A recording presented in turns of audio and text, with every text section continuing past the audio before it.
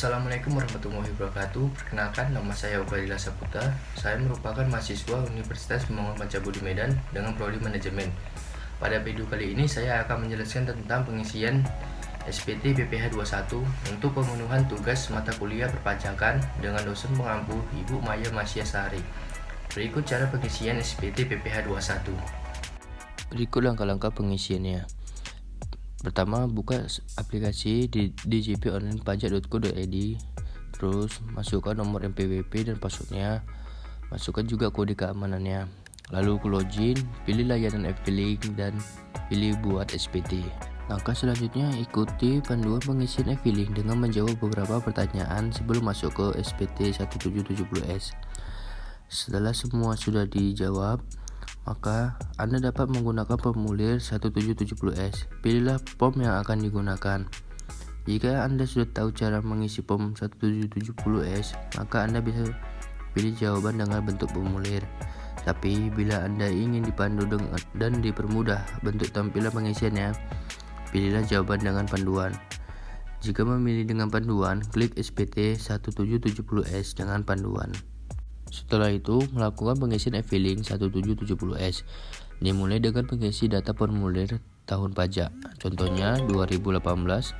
Selanjutnya, status SPT. Contoh, pilih status SPT normal bila Anda baru pertama kali lapor pajak pada tahun 2018. Jika sudah pernah dan ingin ada pembetulan, maka pilih pembetulan, lalu mengisi kolom pembetulan ke beberapa langkahnya. Selanjutnya, klik langkah berikutnya. Selanjutnya, isi daftar pemotongan atau pemungutan PPH oleh pihak lain dan PPH yang ditanggung pemerintah. Bukti potong pajak yang sudah Anda siapkan, tinggal tambahkan saja ke daftar tersebut.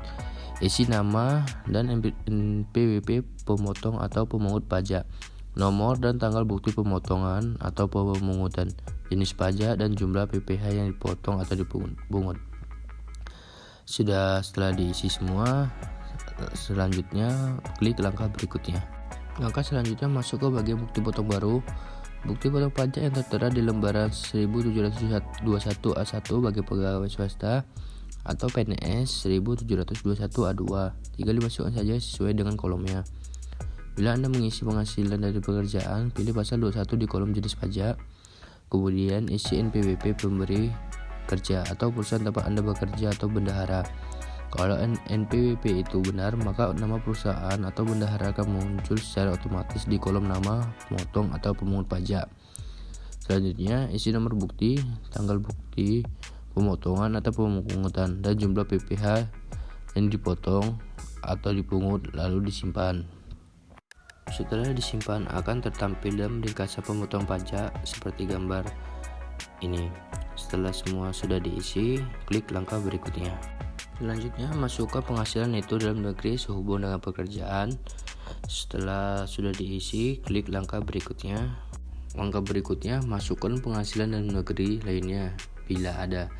Jika tidak ada, bisa saja langsung klik langkah berikutnya. Selanjutnya, mengisi atau menjawab pertanyaan, apakah Anda memiliki penghasilan luar negeri?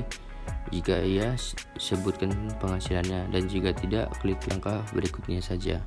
Selanjutnya, masukkan penghasilan tidak termasuk objek pajak. Jika ada, misalnya warisan senilai 10 juta dan lain-lainnya. Setelah selesai, klik langkah berikutnya. Selanjutnya, masukkan penghasilan yang telah dipotong PPH final. Bila ada, klik di tombol tambah, lalu isi. Contohnya, hadiah undian senilai 20 juta telah dipotong PPH final 25%, berarti 55 juta. Jika sudah mengisi, klik simpan, lalu klik langkah berikutnya.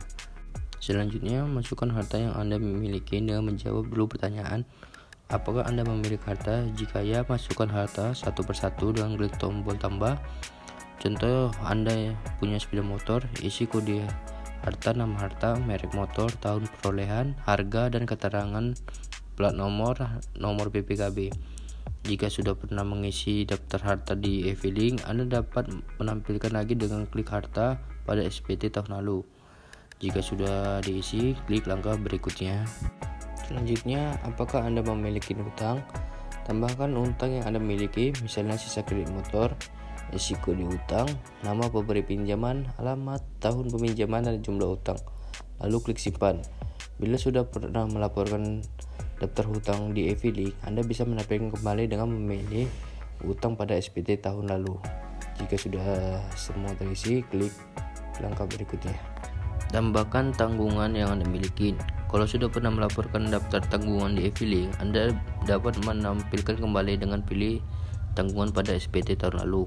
Jika punya tanggungan baru, masukkan di daftar tanggungan dengan klik tambah, isi nama, NIK, hubungan keluarga dan pekerjaan. Jika sudah semua selesai diisi, klik langkah berikutnya. Selanjutnya, isi zakat atau sumbangan keagamaan wajib yang Anda bayarkan ke lembaga pengelola yang disahkan pemerintah, misalnya ke Basnas. Jika sudah diisi, klik langkah berikutnya. Masuk ke bagian status kewajiban perpajakan suami istri. Isi status perkawinan, status kewajiban perpajakan suami, misal wajib pajak adalah kepala keluarga dan istri tidak bekerja. Lalu pilih golongan penghasilan tidak kena pajak atau PTKP Anda. Bila Anda telah berkeluarga tanpa tanggungan, pilih kawin dan kolom sebelahnya 0. Perhatikan kewajiban perpajakan secara terpisah dengan suami atau istri atau MT, hidup berpisah atau melakukan perjanjian pemisahan harta. Jika sudah diisi semuanya, klik langkah berikutnya. Langkah berikutnya, isi pengambilan atau pengurangan PPh pasal 24 dari penghasilan negeri bila ada. Jika tidak ada, langsung saja klik langkah berikutnya. Langkah selanjutnya, isi pembayaran PPh pasal 25 dan pokok SPT PPh pasal 25. Jika ada, jika tidak ada, bisa klik langkah berikutnya. Langkah selanjutnya, masuk ke bagian perhitungan pajak penghasilan. Di tahap ini akan ditampilkan perhitungan PPh dan SPT Anda berdasarkan data yang Anda masukkan di langkah-langkah sebelumnya. Status SPT akan terlihat di bagian bawah, apakah nihil, kurang bayar, atau lebih bayar.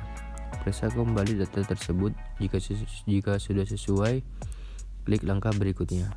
Di bagian selanjutnya akan muncul tampilan seperti ini. Jika status SPT Anda kurang bayar, akan muncul pertanyaan, apakah Anda sudah melakukan pembayaran? Jika belum, klik jawaban belum. Jika sudah membayar, klik jawaban sudah. Kemudian masukkan nomor transaksi penerimaan negara atau NTPN dan tanggal bayar sesuai bukti pembayaran. Bila Anda tidak memiliki kewajiban PPh pasal 25, klik langkah berikutnya. Langkah berikutnya masuk ke tahap konfirmasi. Muncul pernyataan yang harus dijawab dengan klik setuju atau agree. Jika sudah, klik langkah berikutnya. Setelah itu muncul ringkasan SPT Anda dan pengambilan kode verifikasi. Klik tulisan di sini untuk mengambil kode verifikasi. Beri jawaban atas pertanyaan pengiriman kode verifikasi lewat email atau nomor ponsel. Jika lewat email, cek email. Kalau nomor ponsel, klik nomor ponsel. Lalu masukkan kode verifikasi di kolom SPT. Selanjutnya, klik kirim SPT. Langkah selanjutnya, SPT Anda sudah dikirim. Cek email untuk melihat bukti penerimaan elektronik atau BPE, SPT pajak online atau e-filing 1770S. Dan ini merupakan langkah terakhir dalam pengisian SPT PPh 21.